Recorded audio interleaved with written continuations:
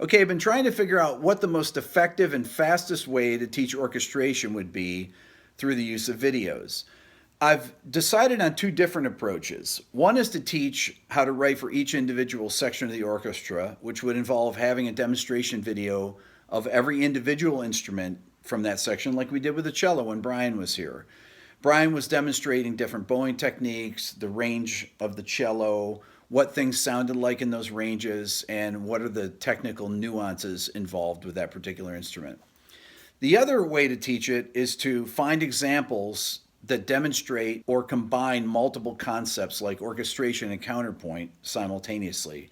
In today's episode, we're going to look at two bars of the string section from Richard Strauss's tone poem, Don Quixote. These two bars involve chord playing, staggered entrances, contrapuntal line writing, an unusual meter, 8/4 time, and clef changing in the cello and viola. Every new concept that we learn needs to build upon the last, and we need to find examples that will teach you the most information in the shortest amount of time.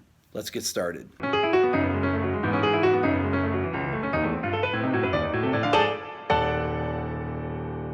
Strauss, who was born in 1864 and died in 1949, just after World War II, was mostly known for his operas and for his tone poems. One of his tone poems that we're going to talk about, Don Quixote, is part of a series of 6 different ones. We've got some of them here. These are the full scores of Don Juan, Don Quixote, and Death and Transfiguration. And another one you might be familiar with, also Sprach Zarathustra, which means thus spoke Zarathustra. Here it is here.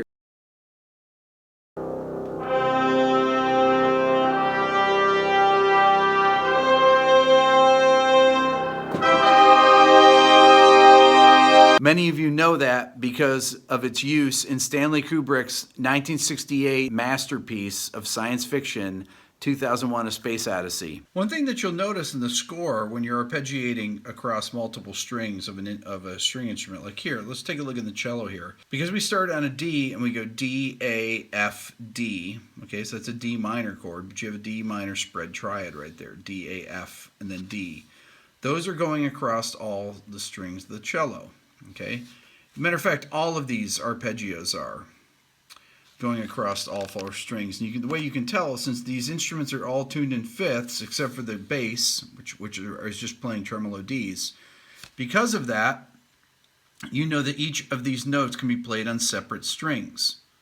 Because the instrument's being tuned in fifths. If you have a fifth interval, like here in the first violins, you start on D, and you go to A, then you go to F. That's once again a D minor spread triad.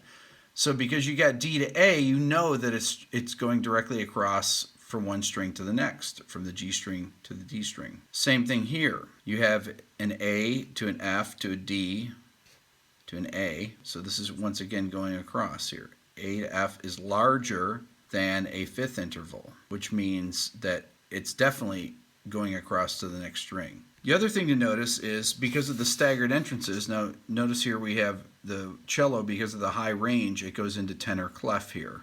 But you can see the counterpoint, so you have the dotted 8th note being held while the 4/16ths are going on there. And these 32nd notes are contrapuntal with this 1/16th note here. Okay, that's actually filling in the space there.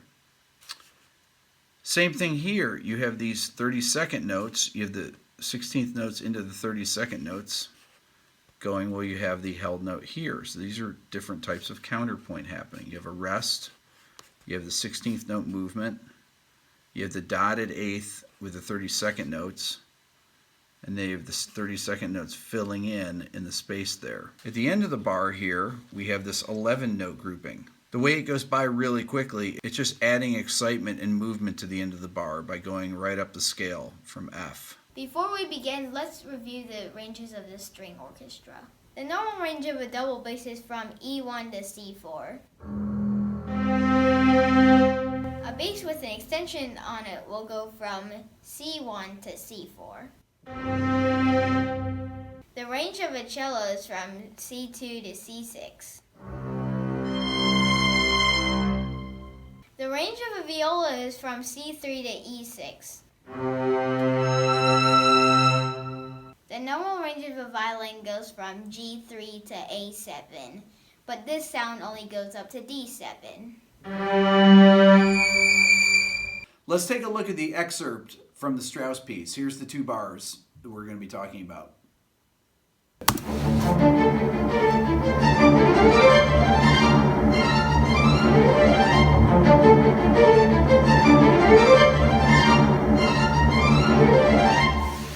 Let's take a look at this one part at a time. Now the bass is simply a tremolo on the open D string. The chord arpeggiation starts with the cello, so I'm going to play the cello on the bass. Let me just play the cello by itself. Then here's with the viola.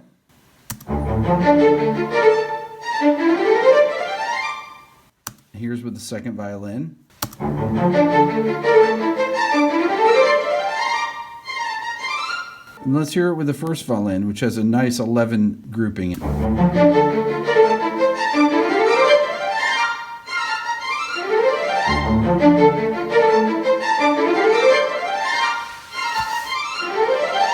Okay, let's add the bass in. Now the double bass with the tremolo D.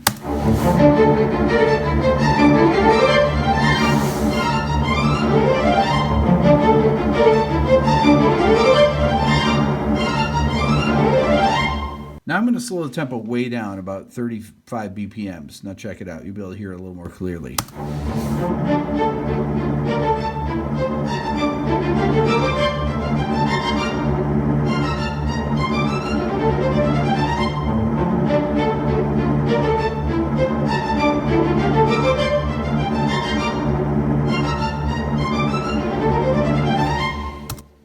Now let's bump it up a little bit more here.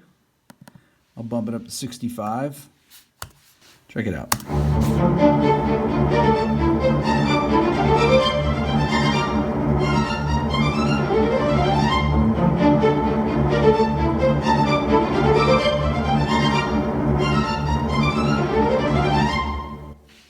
And now listen to it a little bit more up tempo. Let's get to 75. That's more like it. Here we go.